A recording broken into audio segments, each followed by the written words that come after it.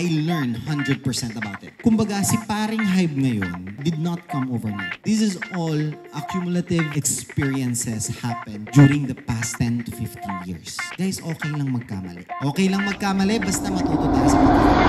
Background ko lang, recently, just this August actually, turned 32 years old. I started my business journey when I was 18 years old up to I was around 22 years old. And then after that, I entered into an employment with St. Luke's Medical Center as a customer representative. I was really curious about one thing, about the corporate world. Yun yung pinaka-curious ako. How do they do it? How does the accounting system work? How does the medical staff work? How does each department from operations to HR to medical records to the admission to the accounting, how all these branches of departments that exist in one company work together? So that was my big question before. But I was very motivated. Why? Because of the learnings. Yung experience na nakuha ko being a patient experience officer. So that was the turning point of my life in which I think helped me a lot in selling.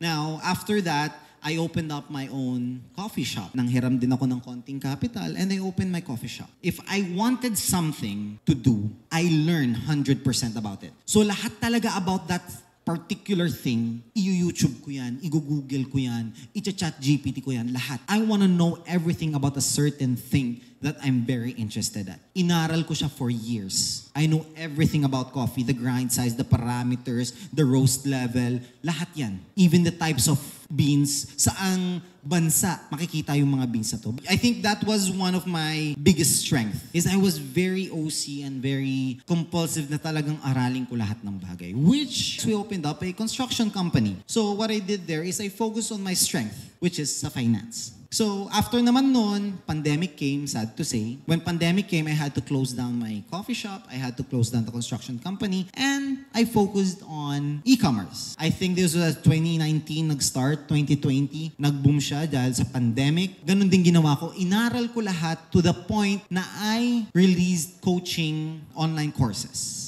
So I did the coaching for e-commerce, Shopify, Facebook ads. And then I found a very interesting interest with marketing. That's where it snapped everything about interest about marketing. If you see the timeline that I did from end to end, is my history, is every part of my journey being a businessman, being an employee, and going back to a businessman. Each part of that, may naaral ako. Something, kumbaga, si paring Hybe ngayon did not come overnight. This is all accumulative experiences happen during the past 10 to 15 years. Ang daming nangyari. And this is actually why I told you about this story is because I want you also to focus on the things that you've done in the past. Guys, okay lang magkamali. Me, since 18 years old ako, up to now, everyday nagkakamali ako. Okay lang magkamali, basta matuto tayo sa pagkakamali natin. And I always tell this to even my employees. Niloloko lang ako nito eh.